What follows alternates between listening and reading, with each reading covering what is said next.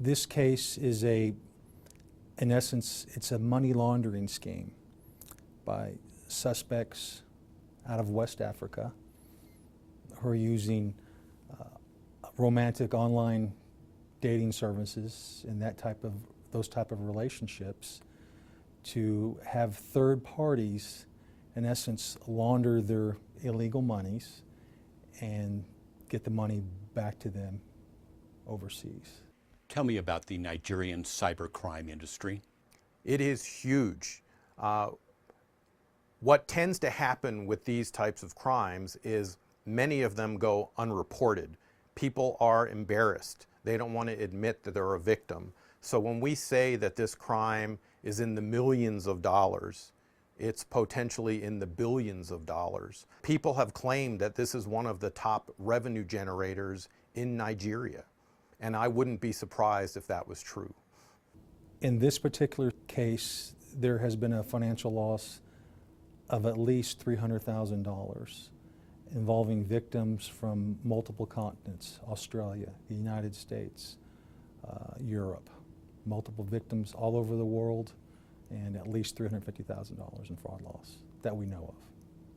This is their job. These are individuals who are looking to make a buck the easy way. They are basically professionals. They do this for a living. They go to work every day. They sit at a computer. They follow a script. They have bosses. They interact with as many people as they can, sending out these emails. And their objective is to rob people blind of their money. They have no conscience with what they do, and their objective at the end of the day is to go home with as much money as they can possibly get. Unfortunately, it's a very lucrative business. We've had many victims here in New Mexico.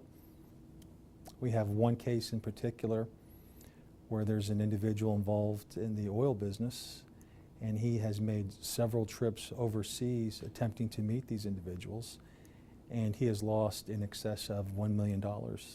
And we have been unable to identify who the actual suspects are that have been scamming him. They might send out 1,000 email messages in a day per person, and they may only get 1 or 2 hits per day. But this is their full-time job. This is what they do for a living. Every cent that they make is pure profit. They don't expect to have a real high positive hit rate. So they know what they're doing. These are not uneducated people. Criminals are not holding a gun to somebody's head and say, give me your money. They're turning their money over to the criminal element voluntarily. How do you stop that? They're dealing with the weakness in human nature. If it's too good to be true, it probably is. Trust but verify is something we always tell these individuals.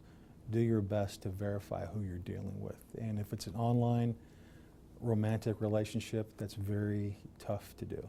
They are not people who are sitting out in a jungle with a modem and a slow internet connection who really don't know what they're doing. This is their job, and they're very good at it, and they're making a lot of money.